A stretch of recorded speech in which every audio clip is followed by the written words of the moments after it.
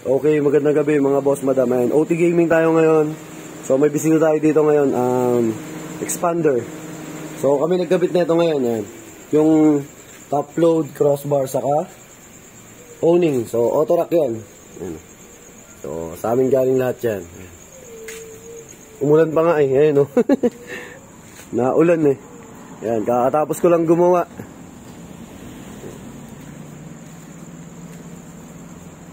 So, nilagay natin crossbar dito yung heavy duty na alloy type.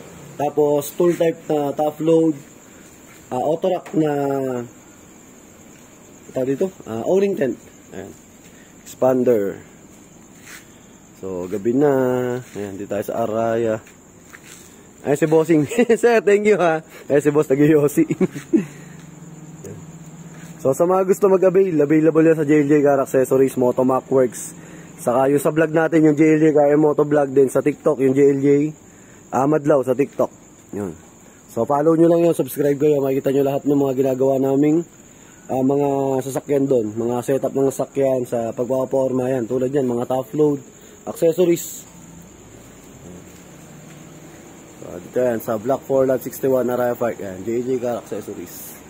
Tapos meron pa tayo ditong isang lalagyan, ayan, naka-ready na yung crossbar. So puro putik pa yung motor natin. Yan.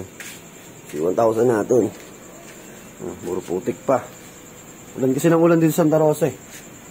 Ayan. So yung isang lalagyan ko, ito na may ilalagay ko sa kanya. Yung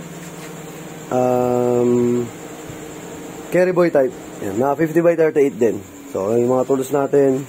So waiting na lang tayo dun sa isang customer. Yan. All goods na.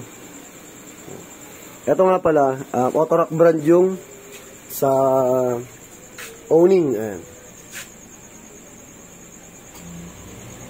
Then yung crossbar natin saka top load, Stingray brand yan. Nung last week kasi, ang dumating lang sa atin puro auto rack. So si owning naubos yung pang Stingray. Kaya ang nakuha ni boss yung auto rack. Pero same quality lang yan. Pareha ko rin silang supplier. So si Bossing, ayan, finish product na ako dito mga boss. Ayan, thank you kay La Bossing. Kahit ginabi na, ayan, nakasalpak na. Yun, ayun, basa po, mulan eh.